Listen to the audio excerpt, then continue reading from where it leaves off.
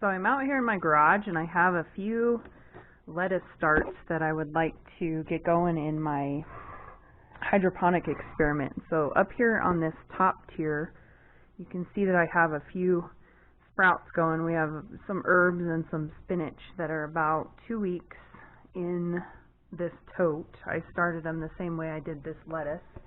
And so these I'm going to put down on this second tier. So this is just a rack made to hold these totes full of nutrient solution. This is what's called a Kratky hydroponic system, and it's a passive system that doesn't require any electricity or pumps, with the exception of like the grow lights. So what I've found to be most effective in this experiment with this lettuce is just basically putting the light about 16 inches up above the tote seems to work the best for this particular this setup of plants. And so it's just on a little cart with some casters, and we just have the two tiers. So this is the one on top I was just showing you, and the light above it. So it's just kind of a new thing I've been experimenting with, and this is, like I said, in the garage, so it's a little cool but doesn't freeze. And the way the Kratky system works is when you start out with the nutrient solution, the tote is full of liquid. So you can see the root structure has just kind of gone mad underneath this lid, and there's still, I don't know, about a fourth of the nutrient solution left. So I could continue to let these plants grow and keep clipping them like I have been. But what I'm going to do today is just go ahead and take them out and replace them with a couple different varieties. And so I'm going to take this tote all apart and just kind of redo it, just so you can kind of see how to do it if you're interested in growing some herbs or lettuce throughout the winter, which is what we're doing. I mainly just turn the lights on during the day and turn them off at night. There's no real science to it, and these little holes that have been drilled into the lid just house this pool noodle. So it's just a pool noodle, and these are just grow plugs essentially, what you would just start any plant with, that they just expand, and I just shove them in the pool noodle and let them go. So you can see these plants are nice and healthy and starting off pretty well. So I'm going to go ahead and kind of deconstruct these plants and get this tote cleaned up, and I'll bring you along throughout that process. Okay, so I've just taken the lid off. Now I'm just going to clip these leaves, and we'll use those up in a salad before I take them out of the tote here. And then I'm just going to wash the tote and get it ready for the seedlings to go in, so you can see how this goes together.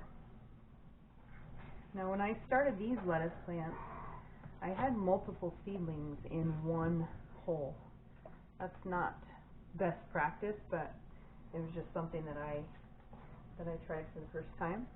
So this was just an experiment, and they seem to grow pretty well, actually. Like I probably got 5 or 6 clippings off of these plants, and like I said, if I kept letting them grow, they would continue on throughout their life cycle, and then it could just be rejuvenated at that point. It is a lot cooler in the garage right now, and so I think the plants have slowed down some, but for being able to come out and just clip some lettuce off for a nice salad is pretty awesome for not a lot of work. So this has turned out to be pretty successful. So look at all of those roots. Isn't that insane? That's crazy. So I'm just going to pop these pool noodles out, and this will all just head to the compost for the garden. And then I'm going to give this tote lid a wash and get it set up for the next cycle.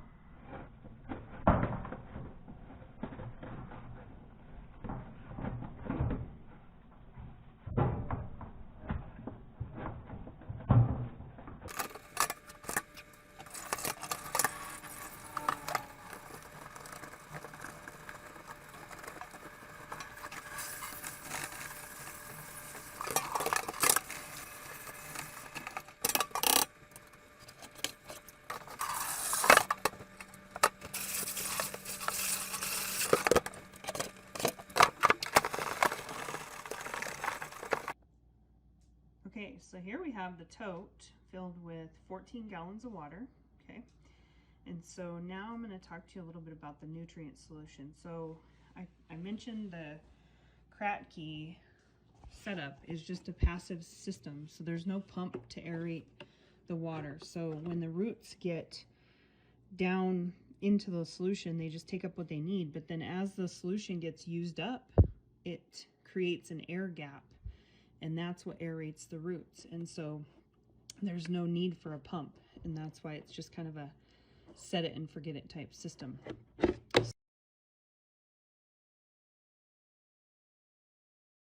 So in order to get your plants to be healthy, you have to create a pH in that nutrient solution that's going to be healthy for them. So up to this point, I've figured out that lettuce is good at 6.0 as far as pH is concerned. These herbs might be a little different, but they look really healthy right now, and that's the same, basically the same recipe as I've been using with the lettuce experiment that I've been doing. So I'm gonna just monitor them, see how they do. So far they look like they're doing good. So let's go over here to where I have all the nutrients set out so I can talk to you about that. Okay, so for the hydroponic solution, what I'm using is Master Blend. It's just basically a concoction of fertilizer, essentially. And after talking to a guy at a garden supply store, he actually sells an organic blend, and I didn't realize that that was even possible. So I'm trying to use this up, and then I'm going to switch to his setup that he's got going on just to kind of see how my plants do. But this is just something I bought off of Amazon. These are called pH up and pH down. So that's going to be a solution that you can add if, for instance, your solution is reading high or low in a pH value, okay? This little tool is just a pH reader. This was just something I picked up. It's just a digital reader, so you just dip it in the water and it gives you a reading of what the pH level is. Pretty simple, and you're just going to want to monitor your solution periodically to make sure that it's around that 6.0 pH, just for healthy plants. These are pool noodles that I was telling you about. I just cut them and made a slice down the side.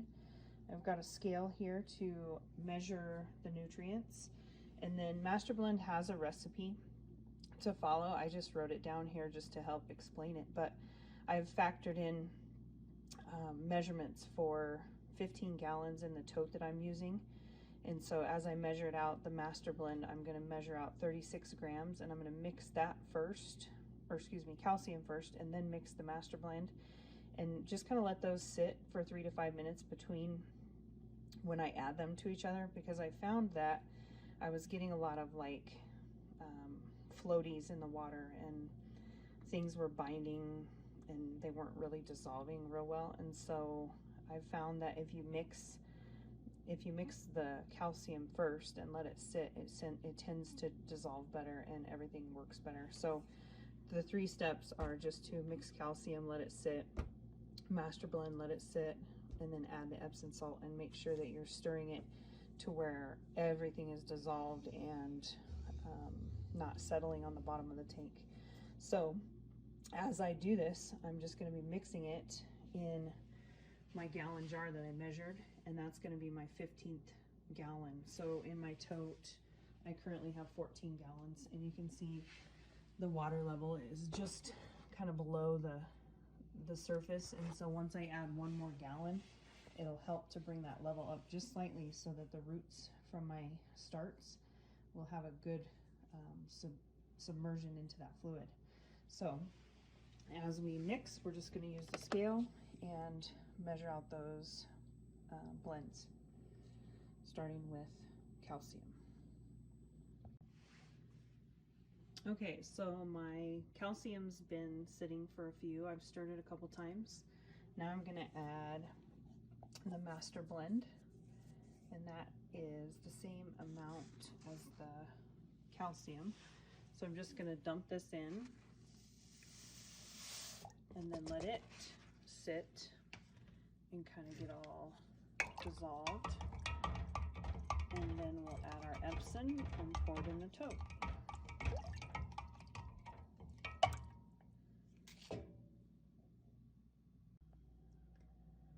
Okay, so now we've got all of the nutrient in the tote, and I have my pH indicator here.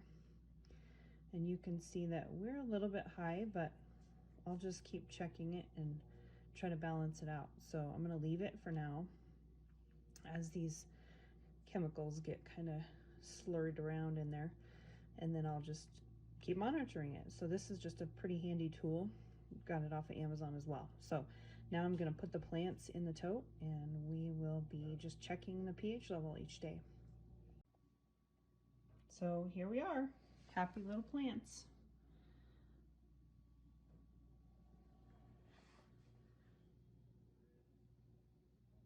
Thanks for watching.